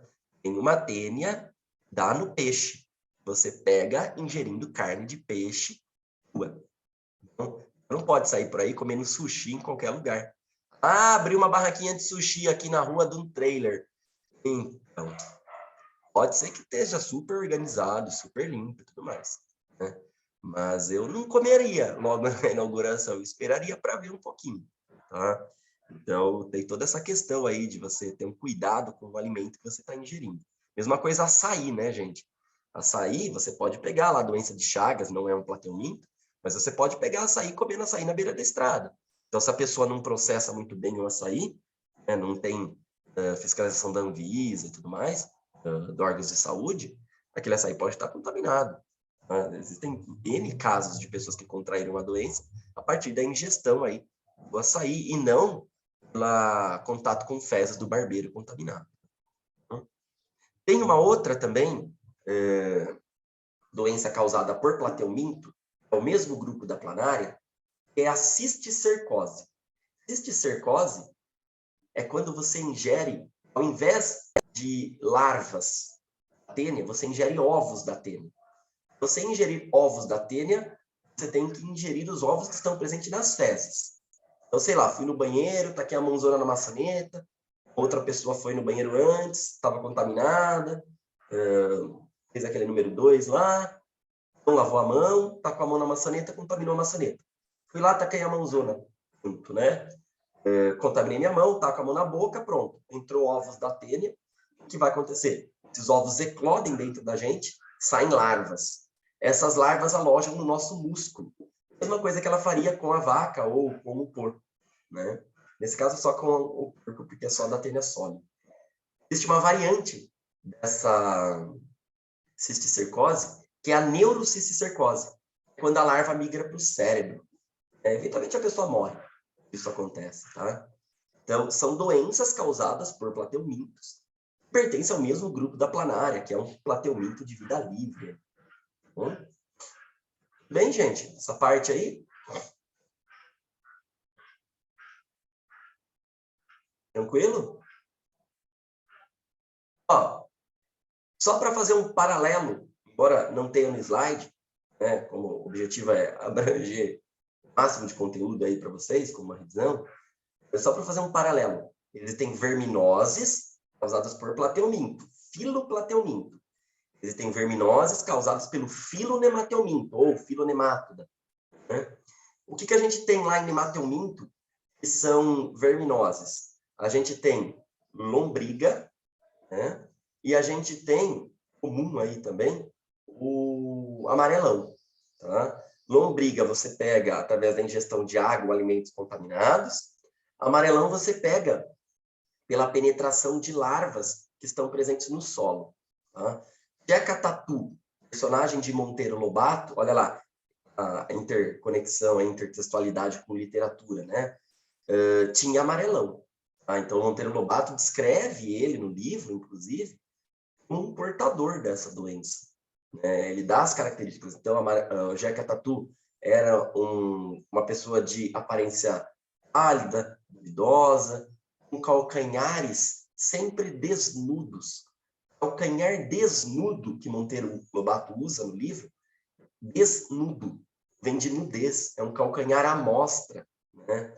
Se Jeca Tatu andava descalço, ele pisa num local onde tem essas larvas, as larvas penetram na pele, ganham a corrente sanguínea e, eventualmente, a pessoa desenvolve essa doença que é o amarelão. Tá? Diferença entre plateuminto, nemateuminto e anelídeo. Plateuminto é um verme achatado, nemateuminto é um verme cilíndrico não segmentado, ele não tem os anéisinhos. Anelídeo é um verme cilíndrico segmentado, tem os anéisinhos. Tá? Outra coisa, gente, não existe filo dos vermes. Tá? O Enem uma vez cobrou isso. Não existe filo dos vermes. Existe filo plateuminto, filo nemateuminto. Verme é um nome popular. Não é uma classificação taxonômica. Tá legal? Tudo bem aí? Classificação taxonômica é domínio, reino, filo, classe, ordem, família, gênero e espécie. Alguém fez prova da Unesp segundo dia? Prova da Unesp segundo dia. Alguém fez? Segundo dia de prova, que era a galerinha de humanas? Ninguém fez? Na prova da Unesp, da segunda fase, gente, da segunda fase não, do segundo dia, tem uma questãozinha exatamente envolvia classificação taxonômica. Domínio, reino, filo, classe, ordem, família, gênero e espécie. O que ele dava na prova da Unesp?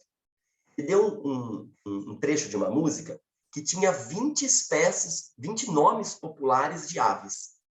Ele perguntava qual era a categoria taxonômica que a gente poderia abordar ali. Então, o que a gente sabe? A gente sabe que é uma ave. A gente não sabe espécie, porque é tudo nome popular. Né? A única coisa que a gente sabe é que o domínio é o domínio eucária, são eucariontes. A gente sabe que o reino é reino animal, que é uma ave. A gente sabe que filo é o filo dos cordados, onde estão os animais vertebrados. E a gente sabe que a classe é a classe de aves. Só isso, a gente não sabe mais nada. A gente não sabe gênero, não sabe família, não sabe espécie, não sabe nada disso. É a mesma coisa, eu falar macaco. O que eu sei do macaco? Eu sei que macaco é um eucarionte, eu sei que ele é animal, eu sei que ele é cordado, eu sei que ele é um primata. Acabou. Eu não sei nada além disso. Então, essa parte de classificação taxonômica é algo que, eventualmente, o Enem às vezes cobra também, tá? Tudo bem aqui, gente? Sim? Tranquilo? Fala comigo.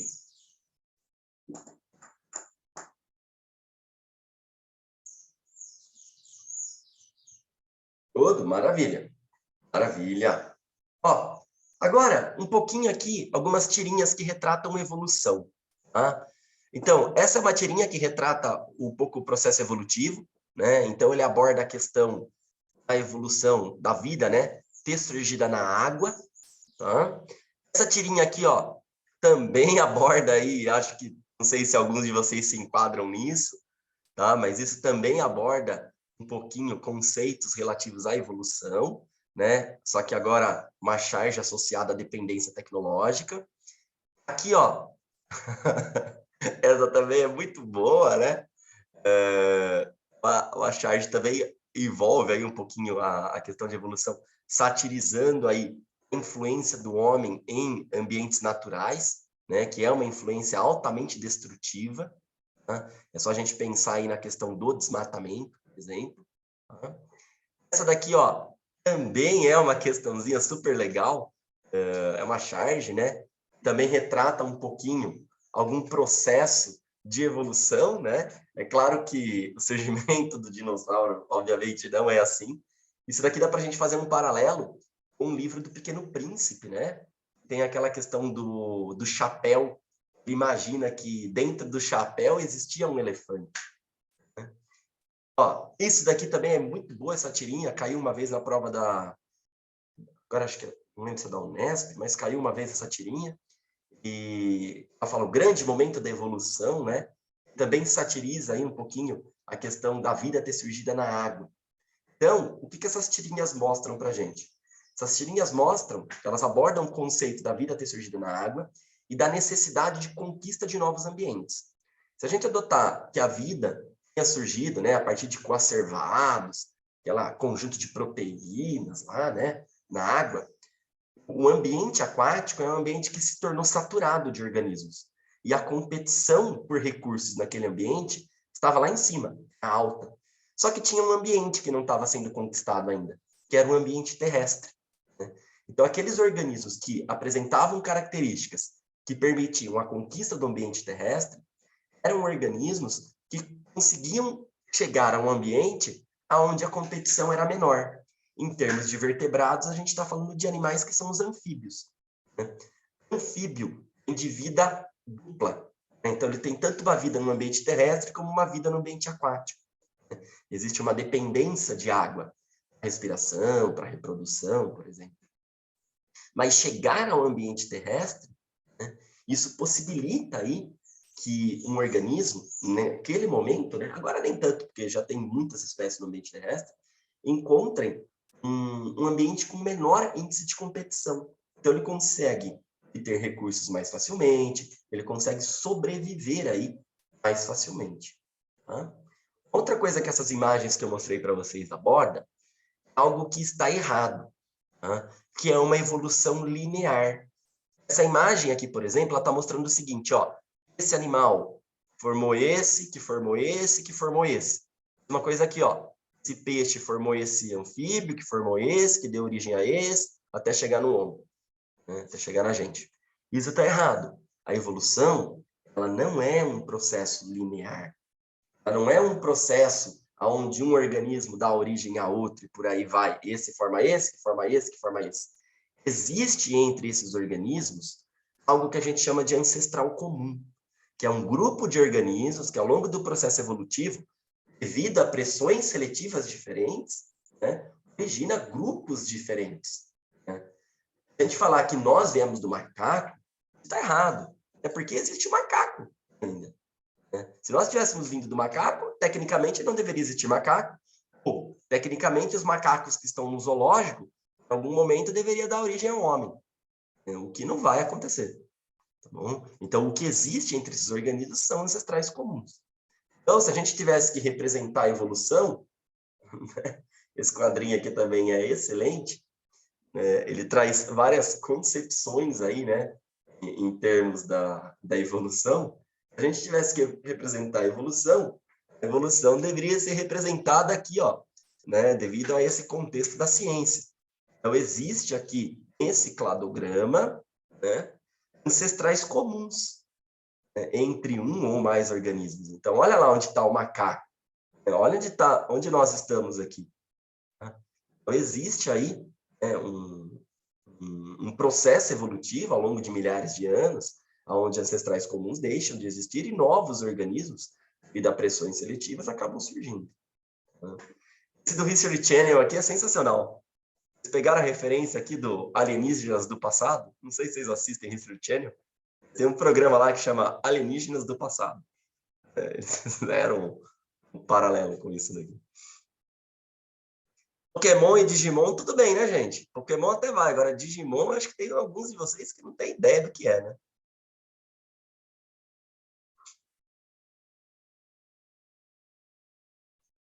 Bom, esse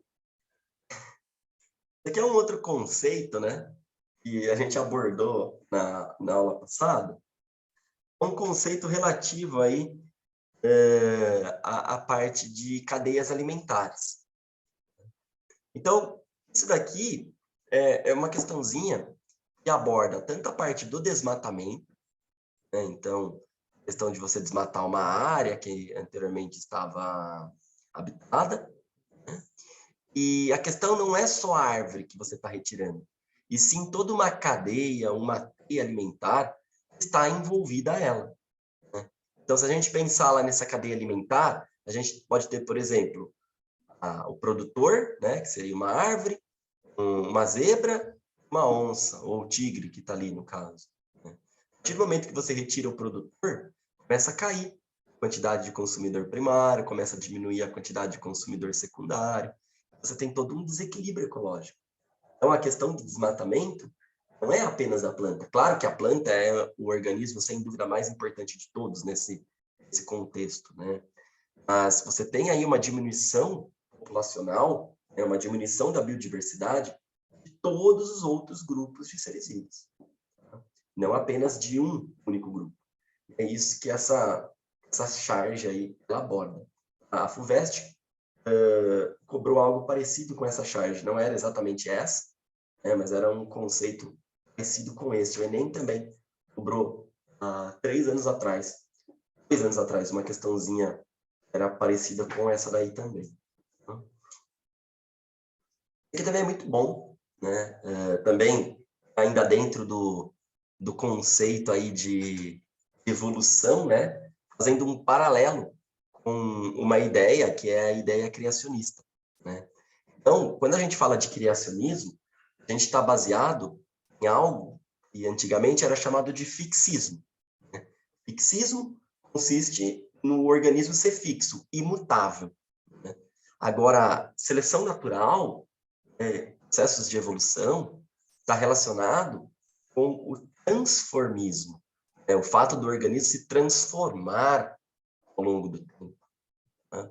Então, aqui ele faz uma charge. O criacionismo, tecnicamente, é em 7 dias. Ou melhor, em 1, né? Porque não foi durante os 7 que criou, segundo o livro lá. Mas é em 1, então é algo rápido. Agora, processo de seleção natural, evolução, é algo que acontece, ó, milhares e milhares de anos. Então, é algo que demora para acontecer. Legal? Já que eu falei de seleção natural, galera, presta atenção. Seleção natural não é a seleção do organismo mais bem adaptado. Legal? Seleção natural não seleciona o organismo mais bem adaptado. Seleção natural, ela seleciona características que eventualmente estão presentes em um organismo.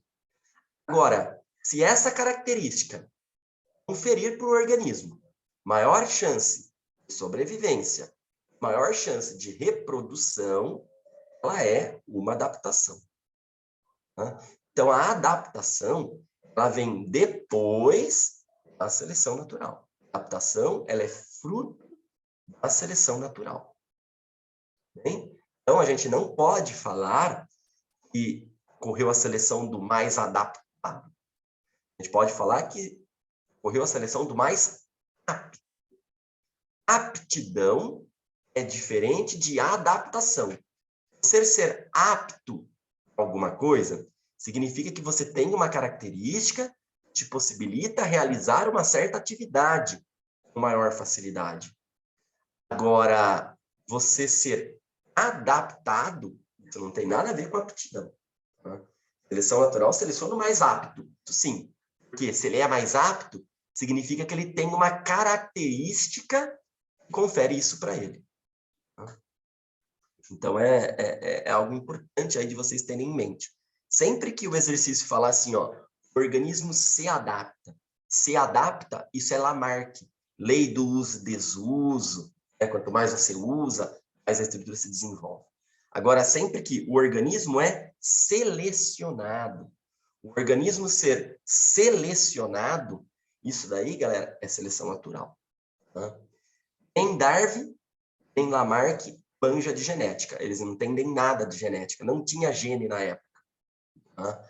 Quando a gente fala de genética, envolve conceitos de mutação, de variabilidade genética, de DNA. A gente está falando do neo-darwinismo, ou teoria moderna da evolução, ou teoria sintética da evolução. Tá? Isso é neo-darwinismo. São 3 teorias aí, né? Relacionadas aí aos conceitos evolutivos. Bom?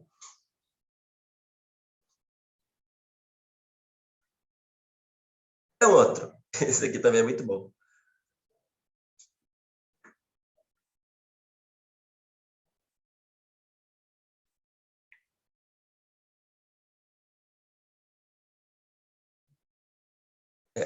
Essa tirinha aqui, ela se relaciona, gente, com um alto grau de endemismo que tem em ilhas. Existe algo em ilhas que é chamado de biogeografia de ilhas. Não sei se vocês já assistiram A Viagem, né? Ou já leram A Viagem no Centro da Terra, né? Alguma coisa desse tipo. Mas no filme A Viagem, que é esse mais atual, que é com o The Rock, é falado, logo no começo, sobre o conceito de biogeografia de ilhas.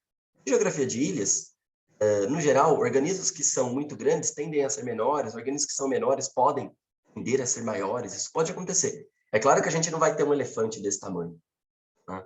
Mas pode acontecer isso. Por quê? Cada ilha tem características que são únicas. Se ela tem características que são únicas, ela sofre pressões seletivas únicas, né? Essas pressões seletivas podem gerar características que são características diferentes, né? Isso explica o alto grau de endemismo que existe na Austrália. A Austrália é uma ilha, né? E essa ilha, ela tem condições ambientais totalmente diferentes de outras ilhas. Se você pegar, por exemplo, Ilha de Madagascar, onde tem lá o Rei Julian, o lêmure de cauda anelada, é um organismo que só tem lá. Tá? E é um organismo que tem uma característica única. O tarso, é aquele primata pequenininho, arregala o olho, fica grandão assim, também é um organismo daquela floresta. É o desenho do Rei Julian, é o orc, aquele pequenininho, sabe? Então, a biogeografia de ilha, ela gera essas características que são características únicas desses organismos. É claro que eu não vou saber explicar para vocês de onde veio o ornitorrinco, né? Porque isso é uma coisa muito bizarra. É basicamente um pato com um castor aí, eventualmente, né? Não faz sentido nenhum esse animal. Mas o endemismo, né, dessas ilhas é basicamente explicado por essas características únicas, né? Que existem em cada tipo de ilha. Aqui também é muito bom.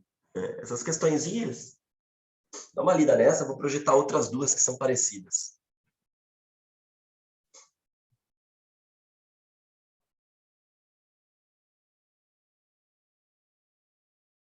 Tem essa.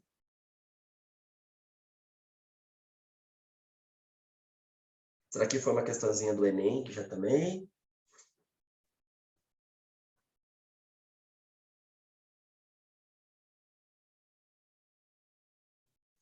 Tem essa aqui também, ó.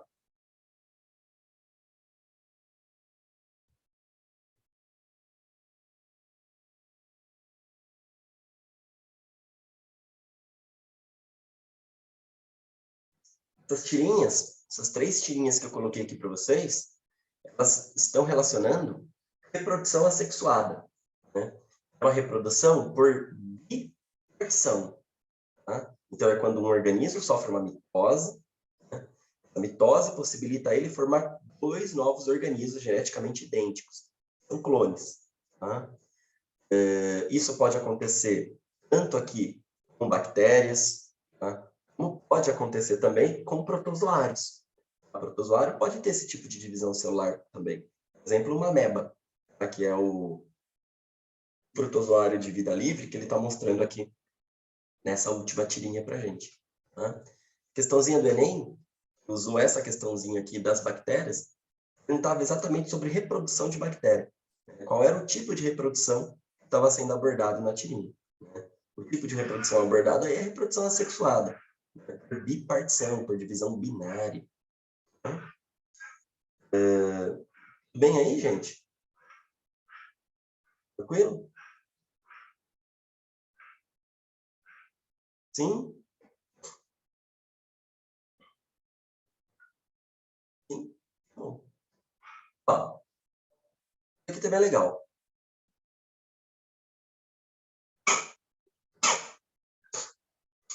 Isso aqui é uma tirinha, uma charge, na verdade, né? Tá fazendo um paralelo com o filme do Tubarão. Não sei se vocês já viram aquele filme do Tubarão, do Steven lá. Ele é um filme, né, que tem esse cartaz. O cartaz de exibição é esse. Tem um tubarão aqui e uma pessoa nadando lá em cima. Então, a tirinha, ela faz um paralelo com o sistema imunológico. A gente tem lá, ó, fagocitose. Justo quando você achou que era seguro voltar para o plasma, ou seja, para o plasma sanguíneo, quem que a gente tem lá? A gente tem lá a célula de defesa. Né? Uma célula, glóbulo branco, que vai realizar um processo de fagocitose. Essa fagocitose, ele vai englobar aquele vírus, aquela bactéria, né? E vai destruir ele, tá? Até mesmo um protozoário, por exemplo. E vai realizar aí, né, um processo imunológico que esse micro-organismo seja destruído. Tá? Então, a charge faz um paralelo exatamente com isso. Fagocitose é uma movimentação da membrana plasmática, são essas expansões que vocês estão vendo aqui, ó. Tá? Então, são expansões da membrana plasmática que acabam englobando, né, esse vírus, essa bactéria, trazendo ele para dentro da célula, né, aonde, por ação de lisossomos, por exemplo, este micro-organismo, né, ele vai ser destruído. Tá? É algo relacionado ao sistema imunológico. Tá? Então, assim, por que plasma, né? Que essa célula consiga realizar fagocitose, esse vírus, essa bactéria, precisa estar no plasma sanguíneo, onde o glóbulo branco vai estar. Tá? Se estiver, por exemplo, dentro de um órgão, coisa do tipo, não ocorre isso. Ó, isso aqui também é muito legal.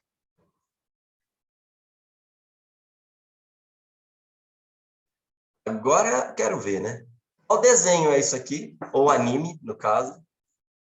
Quem pegou a referência de algum anime aqui? Ou eu sou muito velho para essa referência?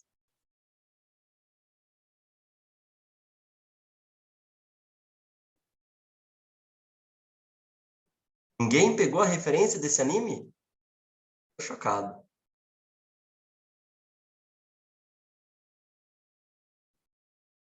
Isso aqui é fusão, gente, lá do Dragon Ball Z, né? Quando os menininhos lá vão se fundir. E aqui nós temos 2 organismos, né? Um organismo menor, que é um procarionte, se fundindo com um organismo maior, que é um eucarionte. Né? Essa fusão que existe aí, né, na verdade é uma relação simbiótica, é chamado de endossimbiose.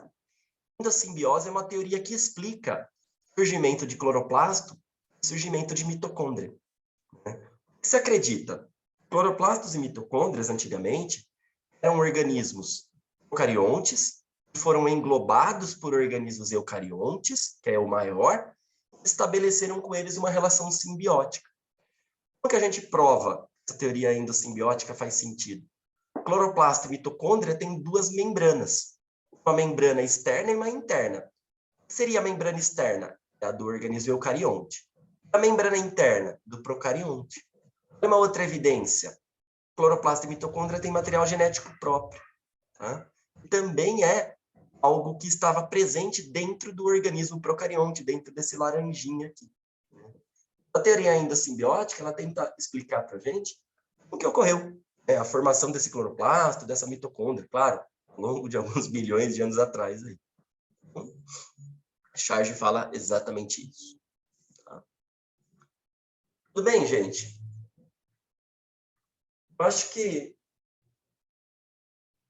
tecnicamente, é isso. Tá? Tem várias outras tirinhas para mostrar para vocês, mas depois eu posso disponibilizar lá para o Elton, para o Ju, e eles mandam para vocês depois o PDF.